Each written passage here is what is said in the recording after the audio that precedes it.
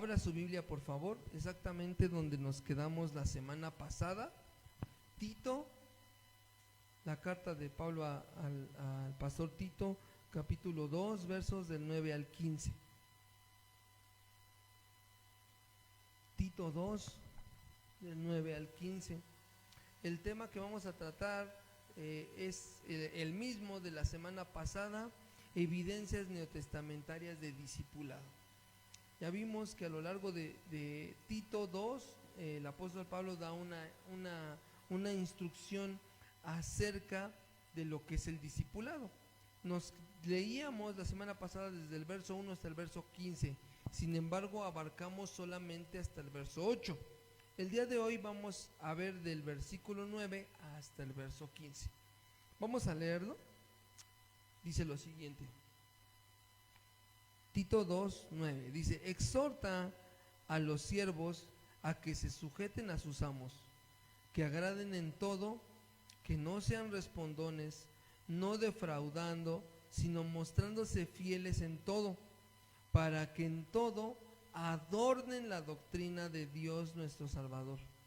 Porque la gracia de Dios se ha manifestado para salvación a todos los hombres, enseñándonos que, renunciando a la impiedad y a los deseos mundanos, vivamos en este siglo sobria, justa y piadosamente, aguardando la esperanza bienaventurada y la manifestación gloriosa de nuestro gran Dios y Salvador Jesucristo, quien se dio a sí mismo por nosotros para redimirnos de toda iniquidad y purificar para sí un pueblo propio, celoso de buenas obras. Esto habla y exhorta y reprende con toda autoridad, nadie te menosprecie. Bien, hermanos, voy a retomar un poquito para que podamos entenderlo, donde nos quedamos la semana pasada. Pablo ha comenzado una lista que describe todo aquello que está de acuerdo con la sana doctrina. Y es muy notable, hermanos, escucha, que la enseñanza de la sana doctrina implica el discipulado. Y al revés, el discipulado implica la enseñanza de la sana doctrina. Ahora, escucha, por lo tanto, escucha lo que te voy a decir. La conversión no es la cúspide de la vida cristiana, ¿o sí? No, la conversión no es la cúspide de la vida cristiana, sino el punto de partida para una vida cristiana fortalecida, una vida cristiana que se parezca a Cristo, no una vida meramente moral. Si bien, ¿se acuerdan? Antes de comenzar con el discipulado, precisamente por eso vimos primero la conversión, porque así es como empieza. Fíjate, es necesario, hermano, el discipulado. Es necesario. Ahora, volvamos a entender lo que nuestro Señor Jesús dijo en Mateo 28, del 18 al 20. Si nos hacen favor de ponerlo en la pantalla. La misma gran comisión nos dice que la conversión no es la cúspide. Dice, y Jesús se acercó y les habló diciendo: toda potestad me es dada en el cielo y en la tierra. Dice, por tanto, dice, vayan, id y haced discípulos.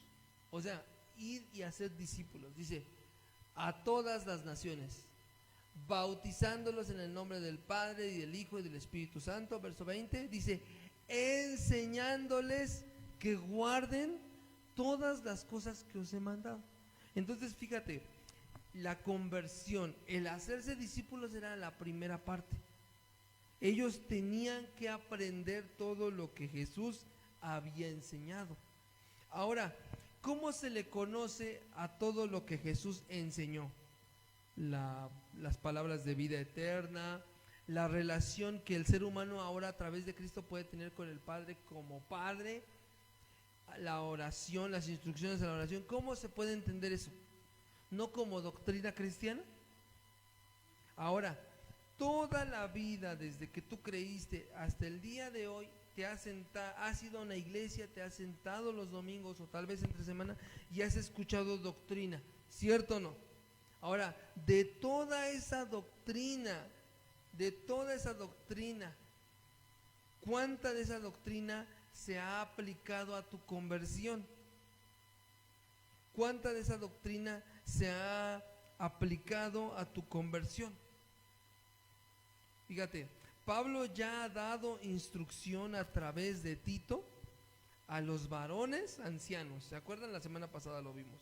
A las mujeres ancianas, a las mujeres jóvenes, a los varones jóvenes, y al mismo Tito le encarga en el verso 7, vamos a leerlo, Tito 2:7, le encarga lo siguiente, dice: presentándote tú en todo como ejemplo de buenas obras, en la enseñanza mostrando integridad, seriedad, palabra sana e irreprochable, de modo que el adversario, también vimos quién era el adversario.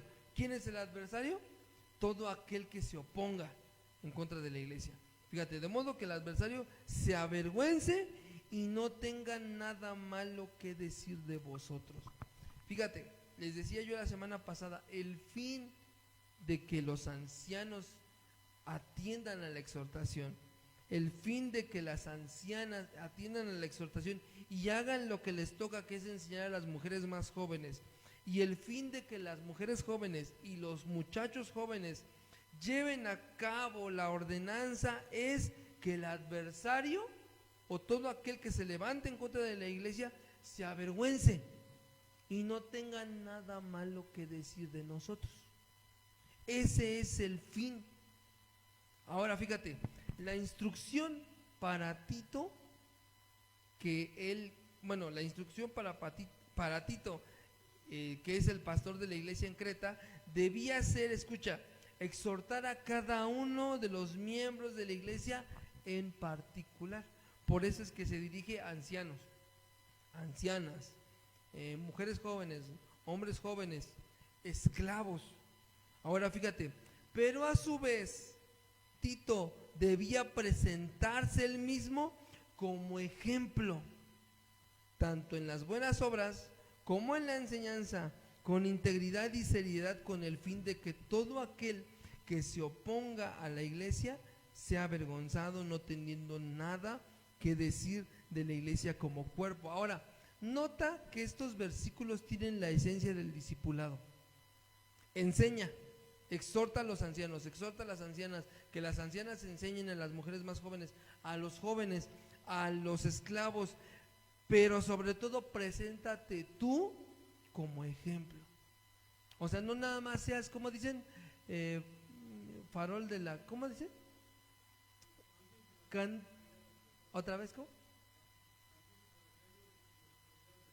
Ya, así, técnicamente es lo que está diciendo. O sea, tú tienes que enseñar, pero tienes que presentarte tú mismo como ejemplo.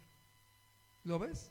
Entonces, fíjate, estos versículos hasta el versículo 8 encierran lo que es la esencia del discipulado. Escucha lo que te voy a decir, y con esto terminábamos la semana pasada. La sana doctrina aplicada, eso entiéndelo, aplicada a la práctica, blinda a la iglesia de los ataques y calumnias de los adversarios. Sin embargo, hermanos, la exhortación, hasta ahí, si nos quedamos ahí, la exhortación queda incompleta. La exhortación también se dirige a otra sección dentro de la población cristiana de aquel tiempo. Vamos a leer ahora sí a partir de Tito 2, verso 9. Fíjate a quién se dirige la siguiente exhortación.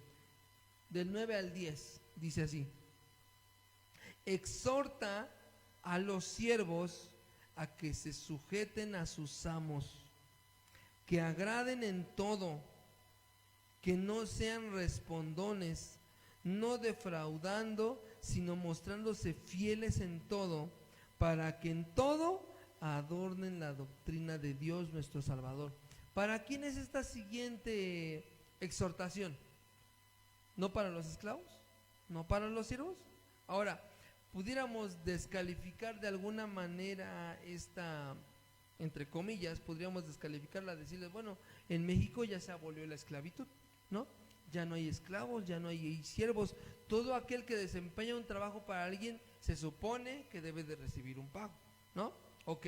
Sin embargo, fíjate, voy a decirte lo siguiente. El apóstol Pablo instruye, escucha, a los creyentes que eran esclavos, los exhorta a obedecer a sus amos. Nota lo siguiente que te voy a decir. Pablo no se dirige a los ricos diciéndoles, y ustedes ricos dejen en libertad a sus hermanos, siervos cristianos, porque son hermanos. No dice eso, ¿o sí? Lo que Pablo está diciendo es que los siervos les hagan caso a sus amos. Por muy cristiano, por muy hijo de Dios que tú seas, tienes que someterte a la ley que está establecida por Dios. Si bien Dios más bien Dios jamás favoreció o jamás apoyó la esclavitud, pero en la cultura de aquel tiempo lo normal era que hubiese esclavos. No por eso era aprobado por Dios. Sin embargo, fíjate, el apóstol Pablo los instruye a los creyentes esclavos a obedecer a sus amos. Les dice que sean agradables, a no replicar ni a defraudar, sino a mostrar fidelidad total. Ahora, escucha lo que te voy a decir. Pablo está enseñando, escucha, que la conducta laboral del cristiano, incluso bajo autoridad difícil, debe adornar y hacer atractivo el evangelio de Dios. Si bien nadie aquí es esclavo, pero aplica para todos nosotros en el contexto laboral, porque todos trabajamos, ¿no? Esto aplica para el contexto laboral. Y fíjate, de esos 2 versículos vamos a sacar 4 puntos bien rápido, de los cuales son perfectamente aplicables para todo aquel cristiano que está bajo la autoridad de un jefe laboral. Ajá. El primer punto es el siguiente, escucha, la sumisión a la autoridad. La sumisión a la autoridad. Fíjate lo que dice el verso 9. Dice, exhorta a los siervos, fíjate, a que se sujeten a sus amos. A que se sujeten a sus amos. La sumisión a la autoridad. Ahora, escucha, los empleados o siervos cristianos, escucha, deben obedecer y respetar a sus jefes, independientemente si estos son cristianos o no. Ahora, la libertad en Cristo, escucha, no elimina las deudas de orden terrenal, ¿o sí? Entonces, hace mucho tiempo nosotros escuchábamos a un señor que ni siquiera es pastor, ni siquiera es cristiano.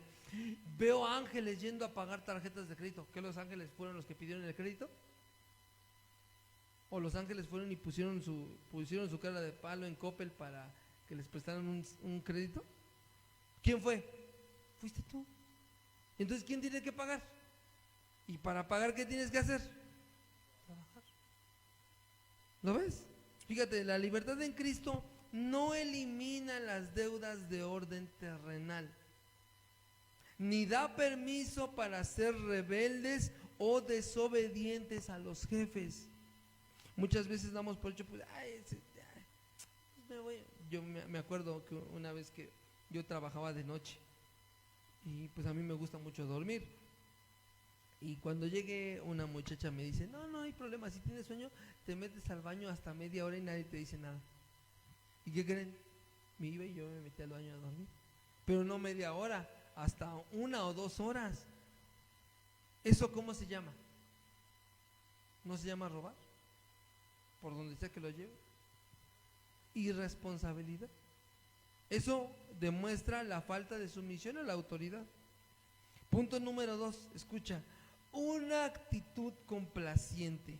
Verso 9 dice, exhorta a los siervos a que se sujeten a sus amos, fíjate, que agraden en todo, que agraden en todo. O sea, no que agraden en lo que ellos quieren, no, que agraden en todo. Fíjate, el trabajador cristiano, hermano, no debe de ser ni respondón, ni altanero, ni argumentativo, ni contradecir de manera insolente las órdenes recibidas. No debe. No debe. Fíjate lo que el apóstol Pedro aconseja a los esclavos cristianos. En Primera de Pedro 2:18 dice lo siguiente. Primera de Pedro 2:18 dice lo siguiente, fíjate. Dice, criados, estad sujetos con todo respeto a vuestros amos. Dice, no solamente a los buenos y afables, sino también a los difíciles de soportar. ¿Qué les está diciendo? Que aguanten, que te aguantes.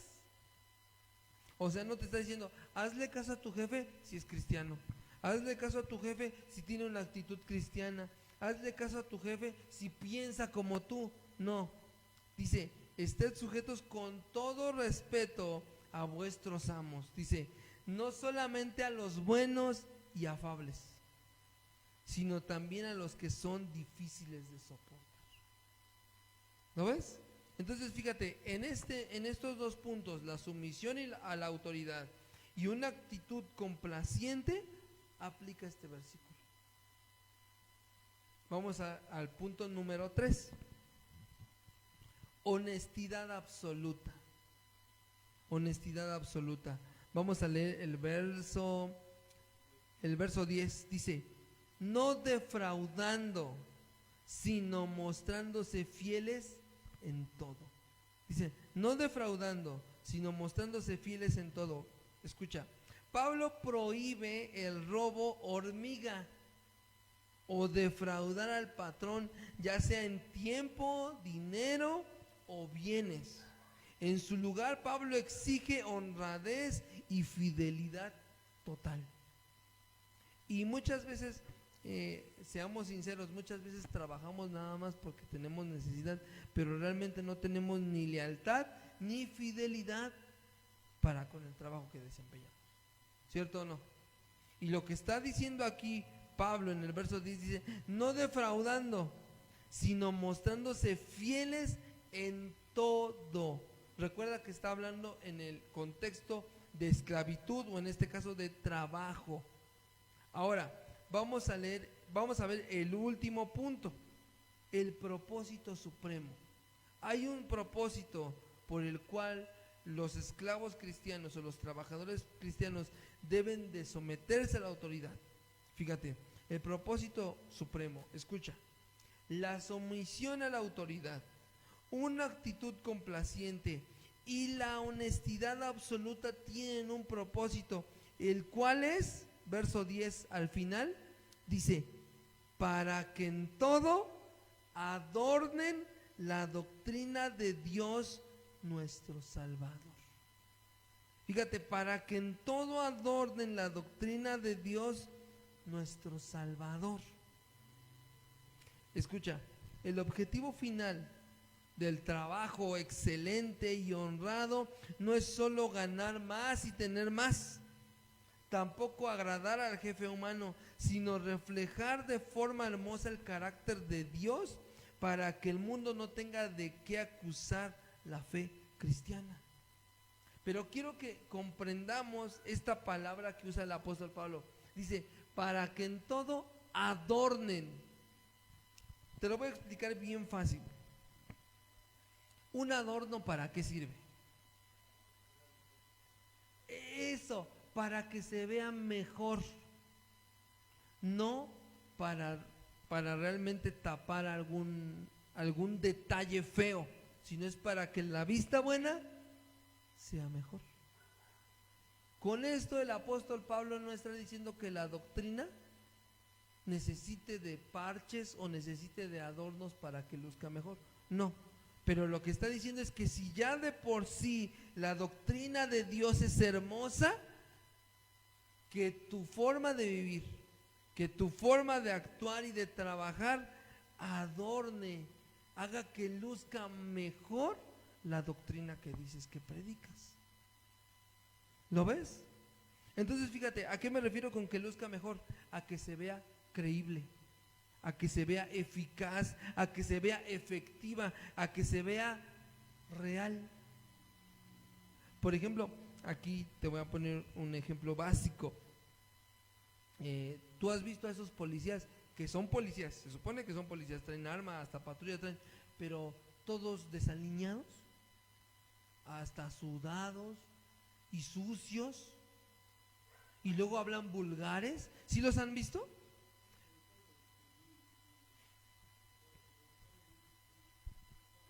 A eso me refiero, ¿sí los han visto? ¿Cómo se ven? Date cuenta qué hacen con el uniforme. ¿Lo ponen en alto o qué hacen? Lo deshonran.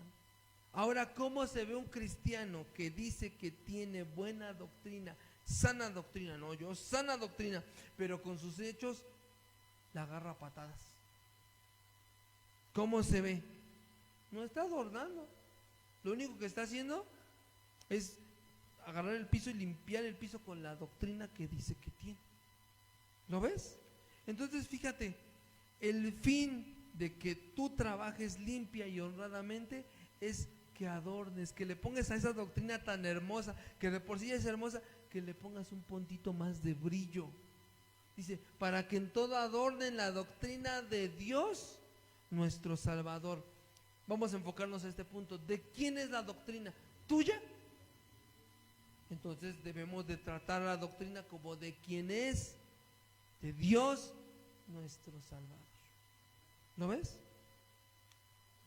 Ahí termina, se puede decir que la instrucción a cada cuerpo o a cada grupo dentro de la iglesia, ancianos, ancianas, jóvenes, hombres, jóvenes mujeres y esclavos. Fíjate, y a continuación, escucha, Pablo presentará el fundamento teológico de los estilos de vida que nombró. Escucha lo que te estoy diciendo. Pablo a continuación presentará el fundamento teológico de los estilos de vida que nombró. Pero antes déjame hacerte una pregunta y me gustaría que me contestaras. Bueno, si no ahorita, pues que te la contestaras a ti mismo. ¿Por qué los cristianos deben de vivir de esta manera? ¿Por qué los ancianos deben de ser sobrios, prudentes? ¿Por qué las mujeres también deben de ser decorosas? ¿Por qué las mujeres deben de ser decorosas en su porte? ¿Por qué las mujeres deben de enseñar? ¿Por qué las mujeres jóvenes deben de aprender de las mujeres adultas? ¿Por qué los jóvenes deben de huir de las pasiones? ¿Por qué? ¿Por qué los esclavos debían de someterse a sus amos? ¿Por qué los cristianos deben vivir de esta manera? ¿Por qué? Fíjate, o sea, de acuerdo a las instrucciones que Pablo ya ha mencionado, tanto los ancianos, ancianas, mujeres, hombres jóvenes y aún los esclavos, ¿por qué deben de vivir así? ¿Estamos hablando de moralidad entonces? ¿Tú nada más vives así o quieres vivir porque eres una persona moral? Para ser una persona moral no necesitas ser cristiano, ¿o sí? Hay mucha gente allá afuera que es mucho mejor persona que tú y que yo, moralmente hablando. ¿Por qué los cristianos deben de vivir de esta manera? Vamos a contestar esta pregunta. Verso 11 y 12. Fíjate cómo empieza. Porque la gracia de Dios se ha manifestado para salvación. ¿A quiénes? A todos los hombres. Verso 12. Enseñándonos que renunciando a la impiedad y a los deseos mundanos, vivamos en este siglo sobria, justa y piadosamente. Aquí vamos a ver algo bien interesante. ¿Quién nos enseña esto? Ahí está diciendo en el verso 11, dice, porque la gracia de Dios se ha manifestado. ¿Por qué un cristiano debe de vivir así? Porque la gracia de Dios se ha manifestado. Dice, para salvación a todos los hombres. Obviamente cuando dice a todos los hombres, no quiere decir que todos los hombres van a ser salvos, ¿o sí? Lo que quiere decir aquí es que la salvación se manifestó, se predica y todo el mundo tiene acceso a ella. Sin embargo, deliberadamente muchos van a despreciarla y no van a querer. Ok, porque la gracia de Dios se ha manifestado. ¿Por qué vas a vivir justa y piadosamente? Porque la gracia de Dios se ha manifestado para salvación a todos los hombres. La única diferencia es que tú fuiste alcanzado por esa gracia. Esa es la mayor diferencia. Todos los hombres pueden ser expuestos a la gracia, pero solamente los escogidos de Dios son los que alcanzan esa gracia. ¿Lo ves? Y ahora sí, verso 12. Recuerda que está mencionando la gracia, Verso 12. Enseñándonos que renunciando a la impiedad y a los deseos mundanos, vivamos en este siglo sobria, justa y piadosamente. ¿Quién nos enseña a vivir esto? La gracia. La gracia de Dios, escucha, además de conceder salvación, también exige un cambio de vida de aquellos que la reciben. Si tú ya recibiste la gracia de Dios, no solamente con ella viene la salvación, la gracia también te exige un cambio de vida. Por eso es que dice, tú, Tito, exhorta a los ancianos creyentes, a las mujeres ancianas creyentes, a las mujeres jóvenes creyentes, a los jóvenes creyentes, a los esclavos creyentes. ¿Por qué? Porque la misma gracia que te salvó demanda una vida transformada. ¿Lo ves? Entonces fíjate, la gracia de Dios actúa no solamente para salvación, sino también, hermanos, para la transformación de una vida. Y es la misma gracia a través del Evangelio que nos enseña a vivir en este mundo sobria, justa y piadosamente. Por tanto, escucha, nadie puede afirmar que recibió la gracia de la salvación si además se niega a aceptar la enseñanza de la doctrina. Por lo tanto, hermano, si eres salvo, el discipulado si eres salvo, el discipulado debe hacer parte de tu vida cristiana. Porque si te das cuenta, todo esto es enseñanza. Tú exhorta, la gracia a sí misma nos enseña. ¿Lo ves? Y fíjate, vamos a leer el verso 13. Dice, aguardando la esperanza bienaventurada y la manifestación gloriosa de nuestro gran Dios y Salvador Jesucristo. Fíjate, pareciera ser que no tiene nada que ver. Sin embargo, pasa Pablo de dar la lista de las instrucciones a cada uno a poner a la gracia como el motivo o la razón por la cual ahora el cristiano debe de vivir una vida agradable a Dios, y ahora pone nuestros ojos en la eternidad. Dice, aguardando la esperanza bienaventurada y la manifestación gloriosa de nuestro gran Dios y Salvador Jesucristo. Fíjate, aquí la palabra que se tradujo por aguardando, con la que empieza el versículo, es la palabra griega, escucha, prosdechomai. Y fíjate, y esta palabra tiene la connotación de entusiasmo. Entonces podríamos leer de la siguiente manera: con entusiasmo, aguardando la esperanza bienaventurada y la manifestación gloriosa de nuestro gran Dios y Salvador Jesucristo. Fíjate, escucha, la gracia enseña a los cristianos a esperar con ansias, con emoción y entusiasmo el regreso de Cristo. Fíjate, esto no lo vas a aprender tú solo en tu casa. Es necesario, hermanos, permanecer en el cuerpo de Cristo para que entre todos, con emoción, esperemos el regreso de nuestro Señor Jesucristo. Y poner los ojos en nuestro Señor y en su regreso nos ayudará, hermanos, a renunciar a nuestro pecado y hará más fácil el vivir en la piedad. Si una persona centra su vista y su esperanza en el regreso inminente de Cristo, eso la conducirá a la santidad. Entonces fíjate lo que está diciendo aquí Pablo, fíjate lo que está diciendo aquí. Nosotros debemos de poner nuestra vista en el regreso del Señor. En el regreso del Señor.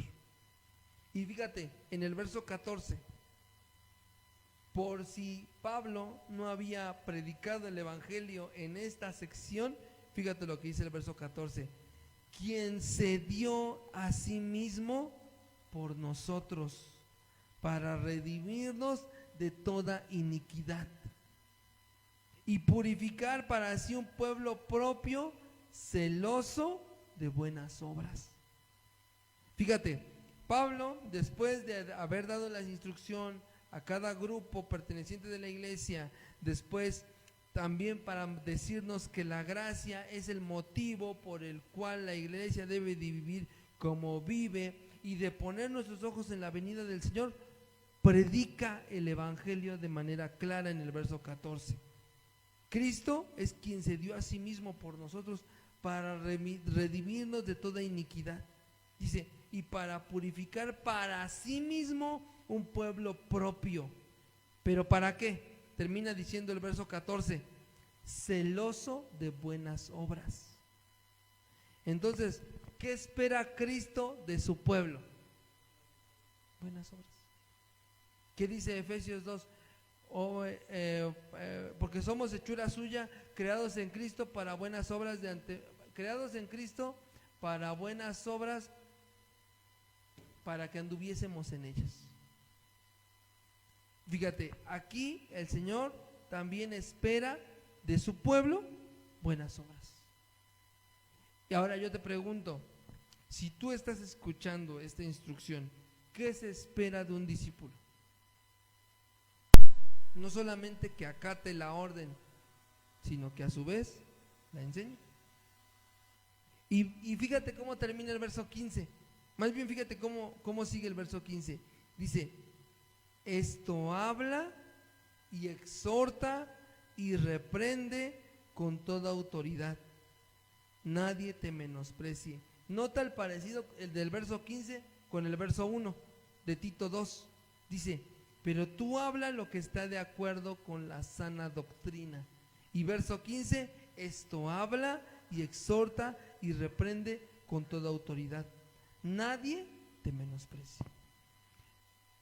Aquí muchas veces pensamos que, bueno, yo llegué a pensar, bueno, pues busco una iglesia de sana doctrina, ¿no? Pues es que una iglesia de sana doctrina, pues sí, donde prediquen justo, donde prediquen lo que dice la Biblia, donde prediquen la idea con la que yo compagino, porque muchas veces ni siquiera es el evangelio, simplemente es una idea con la que tú estás de acuerdo. Sin embargo, aquí el apóstol Pablo nos ha dado una lista de lo que verdaderamente es la sana doctrina.